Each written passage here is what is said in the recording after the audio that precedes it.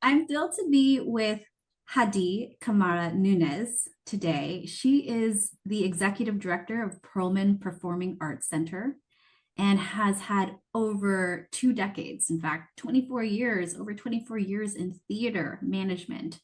Before she was at PAC NYC, she was executive director of Second Stage Theater.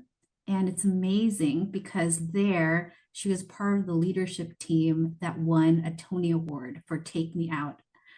It's incredible, Hadi, to get into your career. You have so much background. So let's get into it. Thank you so much for being here. Thank you so much for having me. I'm looking forward to having fun in this conversation. Hadi, let's start with your identity. How do you identify, and how has your identity shaped your career? I am a Black woman who is an immigrant. I was born and raised in Senegal, which is in West Africa. Most of my family is still there, actually. Um, and I was surrounded growing up by strong Black women who were career driven. And that has been a North Pole for me as I became an adult and started my own career.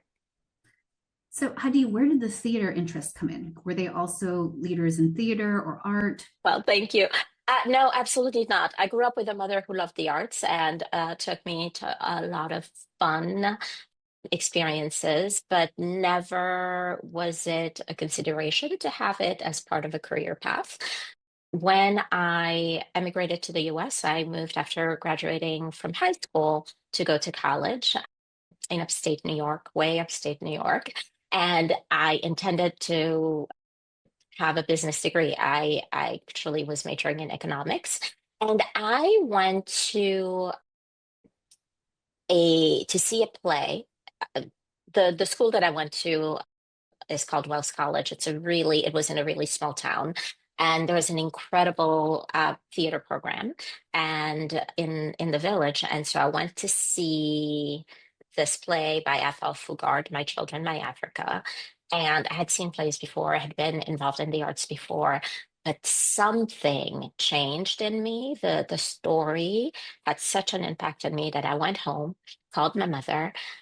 It was an expensive phone call. And I said, I know what I want to do for my career. I'm going to be in theater.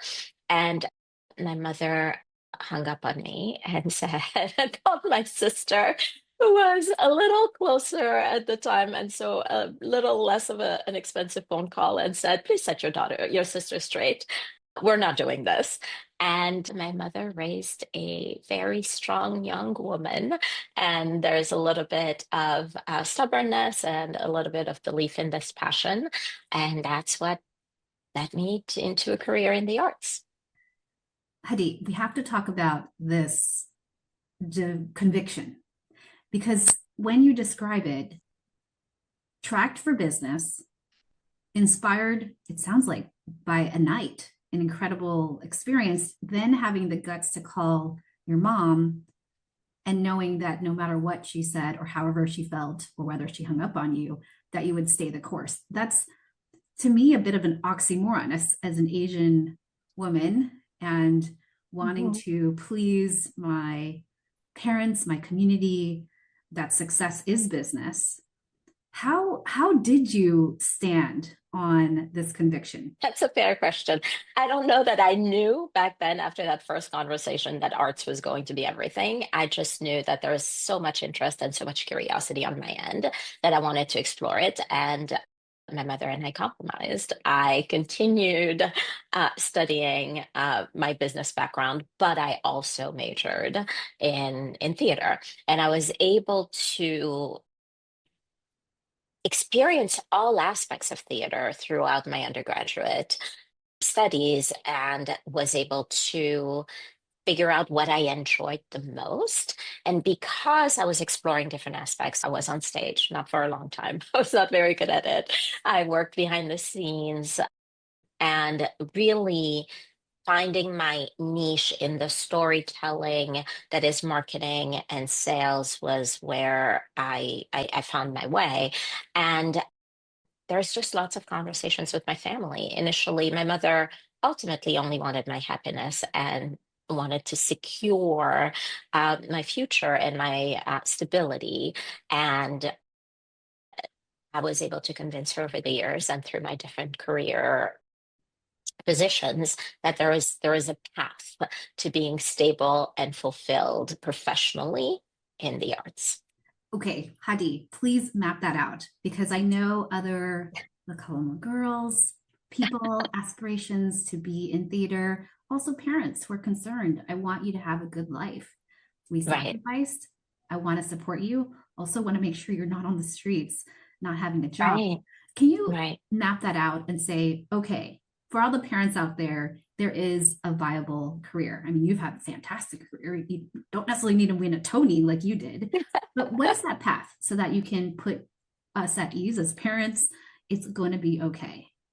I can speak to my path, but interestingly enough, I have one of my nieces who is interested in going into the arts, and she actually wants to be an actress. And her mother, my cousin, has been calling me and saying, she's about to graduate high school. She's going to college. She's going to throw her life away. Please help me. And the answer has been, she's 18. Let her try so that she has no regrets. So either try and thrive and be amazing and be fantastic, and that's great, or she'll try and she'll find that she doesn't care for it, or she doesn't like it, or there's just not what her pathway is. And it's okay to attempt something, to take a chance, to have no regrets, and to adjust and to pivot. And that's been the conversation that I've been having with my cousin about my niece. And life is short. And it's not that one choice dictates the entirety of your life. You'll make millions of choices and decisions. And as long as you have the ability to pivot, you can succeed, you can thrive. And that's what's driven my path. I moved from upstate New York because it was way too cold to Washington, D.C. And because after I graduated college, and because of my experience in theater and my love of theater, I automatically looked for a position in the arts. And so I started working at Arena Stage. When I first started working, my conversation with my mother was, well, if this doesn't work out, I'm in DC. I'll see if the World Bank is hiring, right? I'll see if IFC is hiring, and then we'll see what happens. And it just so happened that I was so lucky that I had mentors that saw the potential in me, saw my drive, saw my interest, and invested in me. And I was able to continue to grow within and to hone in on my skills and to build this craft. And that's what got me to where I am. Hadi, it's this mentality that I hear from you that I don't necessarily need to have the whole path figured out. I'll take the next smart step and allow it to unfold and also allow it to be okay that maybe the door isn't the right one to continue pursuing. There'll be another door. There'll be another door. So I Exactly. want to talk about that because would you say that that has been one of the keys to your success? I mean, you've had such leadership and had such success each step of the journey, it seems, based on learning about you. And I'm curious, would you say that that has been the journey of trusting each path and not having regrets? I think for me, first and foremost, having the ability to pivot and to adjust to the environment that you're in, having the ability and the willingness to take risk and know that you will fail. Not sometimes, not hopefully not all the time, but there will be moments of learnings. And then being authentic with yourself and your values, right? Understanding what your values are and making sure that that is your North Pole as you make decisions as to what's next for you professionally. Hadi, can we go into the specifics of that? Because I hear the pivot. The pivot is let's give it a go. If it doesn't work out, we're going to pivot. I want to talk about this failure piece. It's art, it's theater. These failures, if looking at different industries, it's more public and it just feels heavier. Can you talk about a moment in your career that comes to mind when, failure, here we go. Here's how I'm going to be able to overcome it? Oh, the biggest moment of my career where I struggled the most was within the first year of the pandemic and being in a position where decisions had to be made around people's livelihoods, around the organization's strategy in order to survive long term that had an impact on people's lives short term, most immediately, was so tough. And not having a roadmap, right? That was the biggest challenge. Growing up professionally, the one thing that mentors always shared with me was it's been done before. Just learn from others, educate yourself. There is not a roadmap as to how to operate in the midst of a pandemic. And so there are choices that were made by myself and other leaders in the industry that I certainly some have regretted, but it's learning from those decisions and the consequences of your decisions and building from that has been the key learning for me. How to learn, how to grow, and how to make different mistakes, not the same, to continue to grow. I do want to highlight, Hadi, that mistakes are okay, but try not to make the Mhm. same ones again. Exactly. That's Beautiful. exactly right. Hadi, let's talk about the third piece you mentioned. First, pivot. Second, embrace failure. Third is know your values. Can you talk about a moment in your journey when you had to really come back to those values to help guide, either face whatever the event you're facing is or guide your next decision? Let's actually bring that up and make it even more explicit, because it does matter that there is diversity at the table, the proverbial table, because it does impact not just bottom line, but Mhm. our communities. And I would love if you wouldn't mind to talk about maybe a concept, show, a story that you, because of your background, were able to bring to life because of your identity. Ooh. Whenever we speak of diversity, it's important to say it's never one person, right? It's always a team, it's always a group. That's the way that success happens. That's the way that change happens.